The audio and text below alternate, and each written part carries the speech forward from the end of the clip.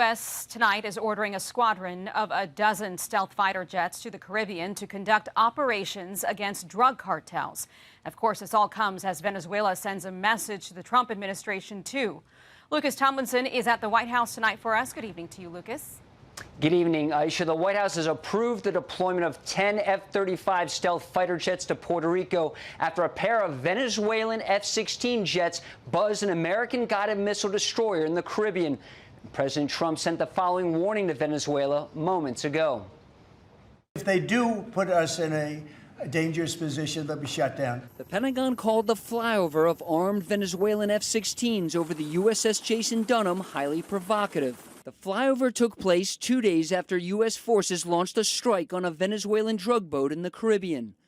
President Trump said all 11 members of the Tren de Aragua gang on board were killed. The State Department declared the group a foreign terrorist organization in February. A Republican member of the Senate Armed Services Committee called the strike justified.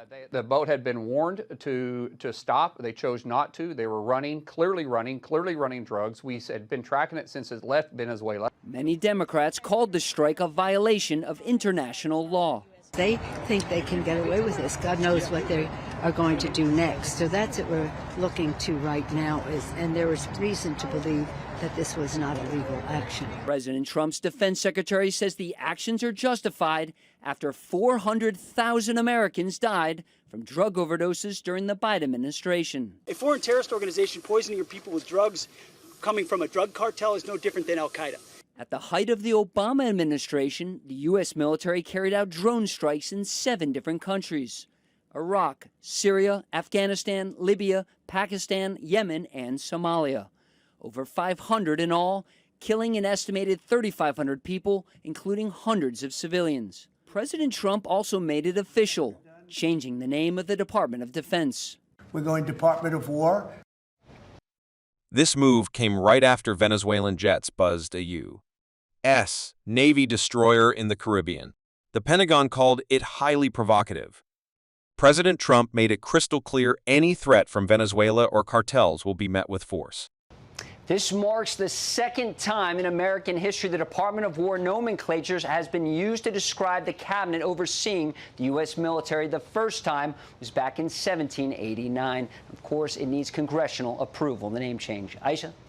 And Lucas, tonight we're hearing about a new incoming report from Health and Human Services on autism. What do you know about that?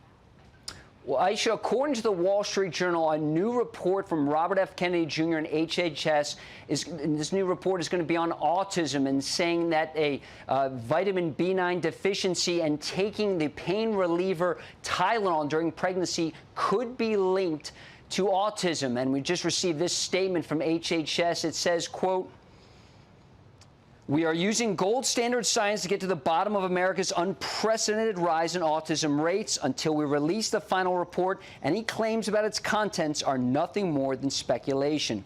And it's not clear when this final report will be released. Aisha? Okay, we'll wait for it. Lucas Tomlinson live at the White House. Lucas, thank you. Every boatload of any form of drug that poisons the American people is an imminent threat. At the DOD, our job is to defeat imminent threats. A foreign terrorist organization poisoning your people with drugs coming from a drug cartel is no different than al-Qaeda. We smoked a drug boat, and there's 11 narco-terrorists at the bottom of the ocean, and when other people try to do that, they're going to meet the same fate. Sending quite a message to Venezuela and the cartels. President Trump committing more assets to counter foreign cartels while Democrats are vilifying him, claiming he did not act within his legal authority when he authorized military force to decimate that alleged drug peddling speedboat, which was headed directly for the United States. Meanwhile, the Trump administration says those allegations are a farce and that Tuesday's strike was only the beginning for those looking to terrorize the United States of America. Hello, everyone. This is Outnumbered. I'm Kayleigh McEnany here with my co-host, Harris Faulkner. Also joining us, Nicole Parker. Not Nicole Parker. Oh, my goodness. That is Dr. Nicole Sapphire. We got that one wrong. I love Nicole Parker. She's wonderful. We love you both. Two great Nicoles. I'll take either one. And Rosanna Scotto, Fox 5 New York anchor and host of The Underground Economy on Fox Nation. And Guy Benson, Fox News contributor and host of The Guy Benson Show on Fox News Radio. Well, let's start here. Secretary of State Marco Rubio gave praise to President Trump for going on offense, saying the attack was life-saving and a legal use of his presidential authority. This one was operating in international waters, headed towards the United States to flood our country with poison, and under President Trump, those days are over. This wasn't just a warning shot. U.S. forces obliterated a Venezuelan drug boat. All 11 cartel members on board, gone. Well, Trump has spent months trying to undo what Biden failed to do for the last 4 years. Now, according to the NIH, there were over 400,000 overdose deaths under former President Biden. Think about that, 400,000 Americans gone. And Democrats won't give Trump the recognition because they're too busy pandering to the criminals, like Maryland Senator Chris Van Hollen, who famously sat down for some drinks with MS-13 member Kilmar Abrego Garcia. Well, Van Hollen didn't stop there. Listen to this beauty from MSNBC. Am I crazy? Am I wrong here that this seems to violate both U.S. and international law? Chris, you're absolutely right. What this was an extrajudicial killing, pure and simple. It was illegal. I think the Trump administration just wanted to get a video of a boat blowing up because they did that at the same time they're cutting the federal budget when it comes to actual drug enforcement and serious drug trafficking. Dr. Sapphire. So this was all about Trump wanting to get a video. Van Hollen uses the term, this is illegal on many counts. And we'll get to the law in a moment. I have that ready to go. Illegal on many counts. I want to bring up another count. It's one we just showed in the intro. It's the 400,000 Americans who have died of fentanyl. 400,000 daughters, sons, brothers, sisters not here because an attack, I'm going to call it an attack, on the United States, drug smuggling across our border and over our seas. You know, the Wall Street Journal essentially did a hit piece on the Trump administration over this, and they quoted Juan Gonzalez, who was part of the Biden administration, saying that they needed to show legitimate self-defense for this attack and saying he did not do this. And just as you pointed out, 80,000 Americans died of drug overdoses last year. That's more than car accidents and homicides combined. That's more than the 23,000 worldwide deaths from terrorist attacks in 2023. So the way I see it, drugs coming into our country is the biggest national security threat we have. And yes, maybe we have a slight decrease in the drug overdose deaths, which people are celebrating. The reality is this is not a victory. This is just a temporary reprieve from the expanded use of naloxone. We have always played defense when it comes to drug overdose. We are plugging holes, we are fixing walls, we are getting drugs, and we are having to clean up all of these overdoses. But the time is now that we go on the offensive when it comes to drug cartels, and President Trump is doing just that. You know, I want to get to the law, too, Guy. Article 1, Section 8 gives Congress the power to declare war. But there are a slew of Office of Legal Counsel opinions. That's not binding authority, but they cite binding authority going back to 1980 that illustrate the president's expansive power with foreign affairs. I want to pull up this memo from 1980. The president's inherent constitutional authority as commander-in-chief, his broad foreign policy power, and his duty to take care that the laws be faithfully executed generally empower him to deploy the armed forces abroad without a declaration of war by Congress or other congressional authorization. It goes on, and there's much more nuance. This will have to be litigated by the Supreme Court. Nevertheless, he has broad authority to act. But not everyone's cheering. Some Democrats are calling this a violation of international law. Others compare it to fighting al-Qaeda. So is this decisive leadership or dangerous overreach? As a commander-in-chief, as all presidents do, I'm not an expert on international law or his presidential authority in this narrow context. I would like to see that debate play out. I also wouldn't mind seeing Congress actually vote on this, because I would love to see who would vote no. Who would look at this type of action from the United States and say, no, we actually want to protect these drug traffickers and cartel members. That's a vote that I would welcome, actually, on Capitol Hill. I think there's clearly a deterrence here, because Senator Van Hollen, who has a completely screwed up moral compass, whether it's Kilmar Abrego Garcia, Israel Hamas, he's really disgraced himself in recent years. So the fact that he's hardcore against this, I think, is almost an argument in favor of it. But, you know, he's going to make the case like, oh, this is just a photo op. Well, it's not a photo up to the drug smugglers who are now at the bottom of the ocean, number one. And number two, it's not just going to be consumed, that video, here at home.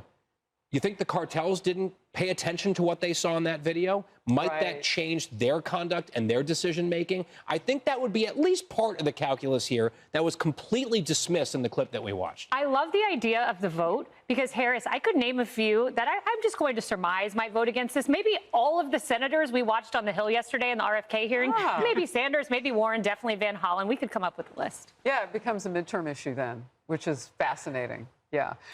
So a couple things. First of all, what you were talking about, Nicole, in terms of how much we have put into the survivability of these overdoses because there's so much of this illicit drug use on our streets.